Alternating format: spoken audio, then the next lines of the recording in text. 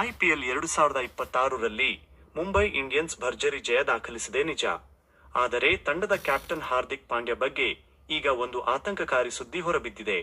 ಲಕ್ನೋ ವಿರುದ್ಧದ ಪಂದ್ಯದಿಂದ ಹಠಾತ್ತನೆ ಹೊರಗುಳಿದ ಪಾಂಡ್ಯಗೆ ಏನಾಗಿದೆ? ಅವರು ಮುಂದಿನ ಪಂದ್ಯ ಆಡ್ತಾರಾ? ಈ ಬಗ್ಗೆ ಓಪನರ್ ರಿಯಾನ್ ರಿಕೆಲ್ಟನ್ ಕೊಟ್ಟ ಬಿಗ್ ಅಪ್ಡೇಟ್ ಏನು? ಸಂಪೂರ್ಣ ಮಾಹಿತಿ ಈ ವಿಡಿಯೋದಲ್ಲಿದೆ.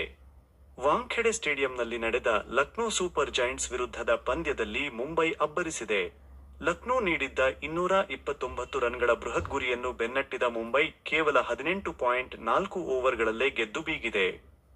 ಈ ಗೆಲುವಿನ ರೂವಾರಿಗಳೆಂದರೆ ಓಪನರ್ ರಿಯಾನ್ ರಿಕೆಲ್ಟನ್ 83 ರನ್ ಮತ್ತು ಹಿಟ್ಮ್ಯಾನ್ ರೋಹಿತ್ ಶರ್ಮಾ 84 ರನ್.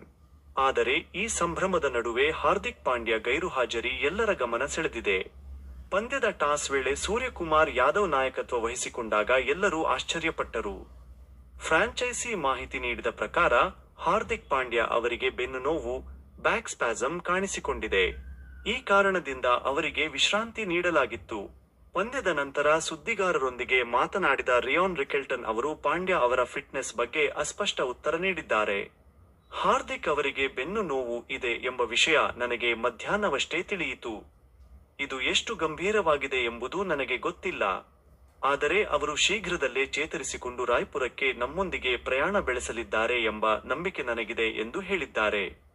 ಸದ್ಯಕ್ಕೆ ಮುಂಬೈ ಪ್ಲೇಆಫ್ ಕನಸು ಜೀವಂತವಾಗಿದೆ. ಆದರೆ ಪಾಂಡ್ಯ ಅವರ ಫಿಟ್ನೆಸ್ ತಂಡಕ್ಕೆ ದೊಡ್ಡ ತಲೆನೋವಾಗಿದೆ. 2026ರ ಈ ಸೀಸನ್ನಲ್ಲಿ ಪಾಂಡ್ಯ ಆಲ್ರೌಂಡರ್ ಆಗಿ ಮತ್ತು ಕ್ಯಾಪ್ಟನ್ ಆಗಿ ಸಾಕಷ್ಟು ಒತ್ತಡ ಎದುರಿಸುತ್ತಿದ್ದಾರೆ. ಮುಂದಿನ ಪಂದ್ಯ ರಾಯ್ಪುರದಲ್ಲಿ ನಡೆಯಲಿದ್ದು ಅಲ್ಲಿ ಹಾರ್ದಿಕ್ ಕಣಕ್ಕಿಳಿಯುತ್ತಾರಾ ಎಂದು ಕಾದು ನೋಡಬೇಕಿದೆ. ಗೆಳೆಯರೇ, ಮುಂಬೈ ತಂಡಕ್ಕೆ ಹಾರ್ದಿಕ್ ಪಾಂಡ್ಯ ಅನಿವಾರ್ಯನಾ? ಅಥವಾ ಸೂರ್ಯಕುಮಾರ್ ಯಾದವ್ ಅವರೇ ನಾಯಕತ್ವ ಮುಂದುವರೆಸಬೇಕಾ? ನಿಮ್ಮ ಅಭಿಪ್ರಾಯವನ್ನು ಕಾಮೆಂಟ್ ಬಾಕ್ಸ್ನಲ್ಲಿ ತಿಳಿಸಿ. ಹಾಗೆಯೇ ಕ್ರಿಕೆಟ್ ಅಪ್ಡೇಟ್ಸ್ಗಾಗಿ ನಮ್ಮ ಚಾನೆಲ್ ಸಬ್ಸ್ಕ್ರೈಬ್ ಮಾಡಿ.